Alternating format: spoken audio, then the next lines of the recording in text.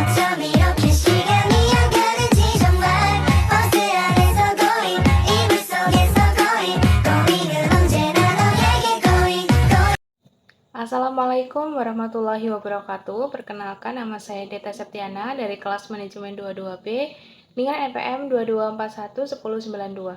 Di sini saya akan menjelaskan materi tentang manajemen risiko kredit mata kuliah manajemen risiko. Adapun pengertiannya yaitu penting untuk diketahui bahwa saat debitur atau nasabah melakukan sebuah pengajuan pinjaman, maka kredit atau pihak bank tentu akan melakukan banyak perhitungan secara detail.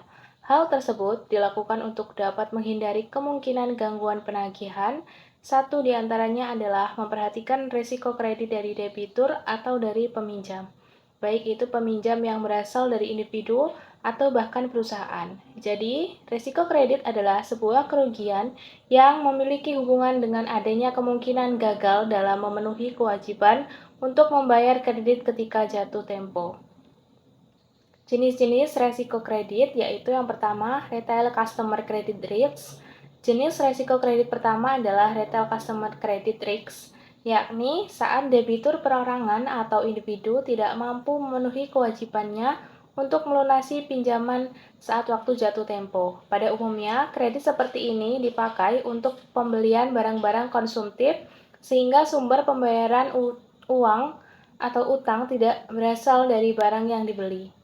Yang kedua ada sovereign credit risk. Kemudian jenis selanjutnya adalah sovereign credit risk, yakni resiko yang terjadi bila sebuah negara gagal untuk memenuhi kewajibannya dalam melunasi utang saat jatuh tempo. Kegagalan ini meliputi banyak hal seperti pembayaran pokok kredit ditambah bunga serta denda sesuai dengan perjanjian di awal.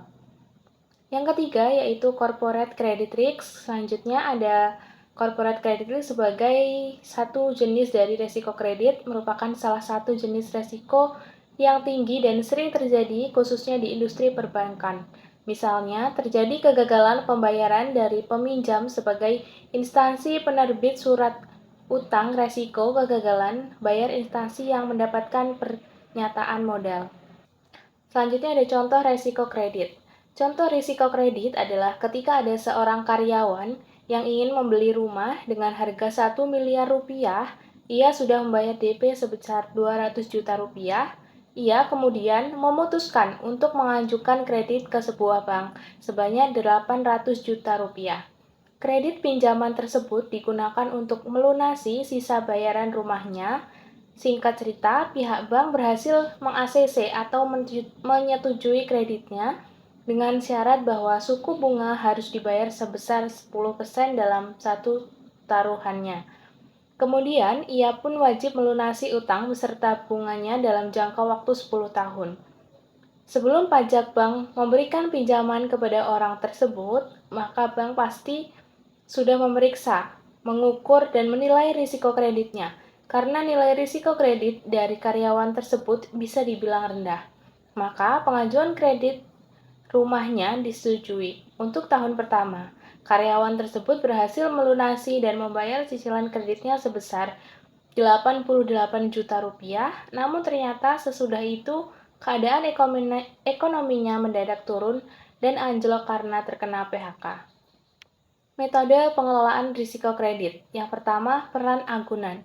Metode pengelolaan risiko kredit yang pertama adalah terkait dengan agunan atau jaminan yang dapat diartikan sebagai aset jaminan debitur untuk bisa dapatkan pinjaman dan sewaktu-waktu dapat diambil alih jika terjadi kegagalan pembayaran. Jaminan seperti peran penting dalam persyaratan pemberian pinjaman yang diselenggarakan oleh bank. Yang kedua adalah sekuritas. Dalam pengelolaan risiko kredit menjadi salah satu cara dalam memperkecil peluang eksposur tinggi. Selain itu, jika berdasarkan skenario bank, sekuritas dapat memperlihatkan tingkat hingga konsentrasi risiko yang terjadi. Yang ketiga yaitu manajemen portofolio kredit. Bank atau bank bahkan dari individunya dalam menilai portofolio kredit dapat meyakini bahwa kredit yang dipinjam tidak akan terus dan selalu konsen terhadap satu industri atau wilayah tertentu. Hal tersebut sangat memungkinkan bank bisa melakukan verifikasi atau portofolio kreditnya, hasilnya risiko bayar pun dapat diminimalisir. Yang keempat ada monitoring arus kas, kemudian lainnya adalah dengan melakukan monitoring arus kas yang memungkinkan bank untuk dapat memperkecil risiko kreditnya. Selanjutnya ada manajemen pemulihan, yakni saat suatu kredit yang mengalami gagal bayar bisa dipulihkan dengan cukup besar daripada tingkat kerugiannya.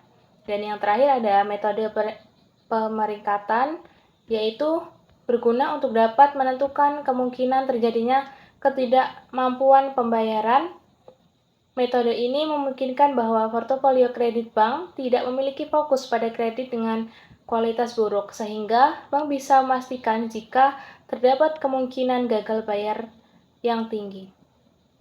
Mungkin itu saja yang dapat saya sampaikan. Saya akhiri. Wassalamualaikum warahmatullahi wabarakatuh. Terima kasih.